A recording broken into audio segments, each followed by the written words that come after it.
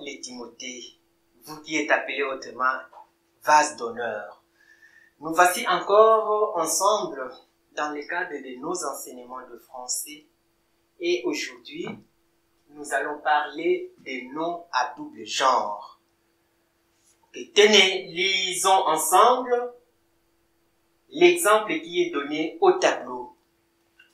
Si j'ai bonne mémoire, j'ai rédigé mon mémoire de licence en plus ou moins 8 mois.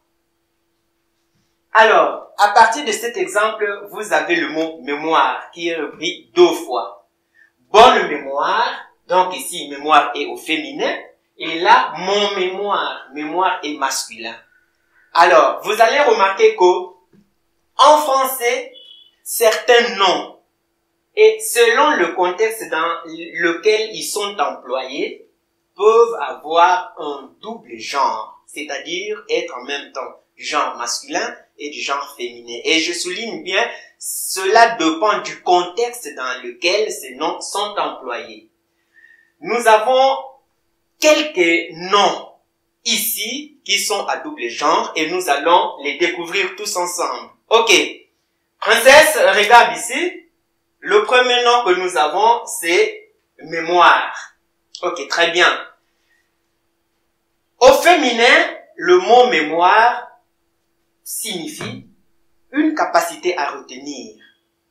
Et nous avons comme exemple ici, vous avez une bonne mémoire, messieurs. Vous avez une courte mémoire, madame. Et à la maison, formez aussi une phrase avec le mot mémoire qui est au féminin. Alors, mémoire au masculin signifie un écrit sommaire ou une dissertation sur un sujet quelconque, sur un sujet donné. L'exemple est là. J'ai défendu mon mémoire de licence en 2002. Ok. Deuxième mot que nous avons retenu, le mot physique. Il y a une physique et un physique. Physique au féminin, c'est la science qui étudie la nature de la matière. Et vous, en tant qu'élève, d'ailleurs, l'année prochaine, vous serez aux humanités, vous aurez le cours de physique. Et là, c'est la physique. Nous avons comme exemple, la physique est plus difficile que la chimie. Mais au masculin, ce nom signifie un aspect extérieur d'une personne. Et là, c'est le physique et non la physique. Et nous avons comme exemple, le physique influe beaucoup sur le moral. Ok, troisième mot que nous avons retenu, le mot période. Comme vous pouvez le remarquer, période au féminin, c'est un temps bien déterminé, bien limité, pendant lequel se déroule un événement. Nous avons ici comme exemple, ils ont passé toute la période des fiançailles en Italie. Là, donc, c'est une période.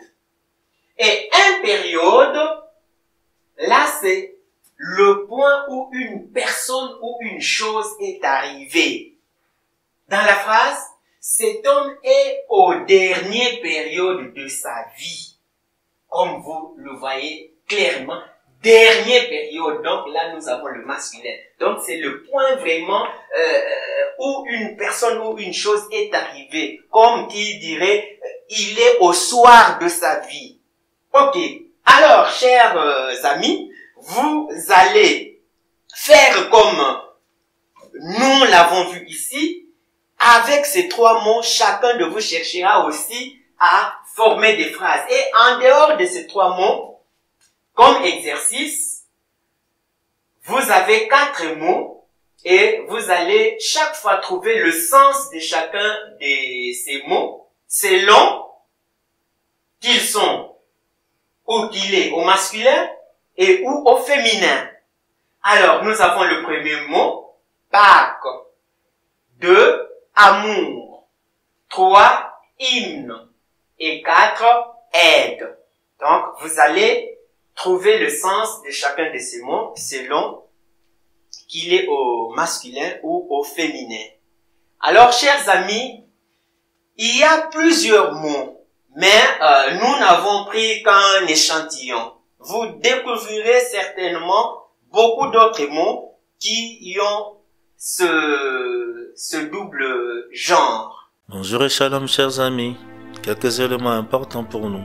Chers amis, la Bible dit dans le livre de Proverbes chapitre 23, le verset 12, « Ouvre ton cœur à l'instruction et tes oreilles aux paroles de la science. » Proverbe 23, le verset 23, « Acquiert la vérité et ne la vends pas la sagesse, l'instruction et l'intelligence. » Voilà pour nous les éléments à retenir dans le cadre de l'éducation chrétienne. Pour notre bien-être, il est important et que nous vous prions de respecter le geste barrière pour vous protéger contre le coronavirus. Quelques gestes à respecter. Restez chez vous, protégez-vous en portant le masque et les gants. Touchez dans le coude, lavez-vous fréquemment les mains avec du savon. Ne touchez pas votre visage avec les mains. N'éternuez pas sur la paume de vos mains. Gardez une distance de 1 mètre au minimum vis-à-vis des autres. Que Dieu vous bénisse. À la prochaine.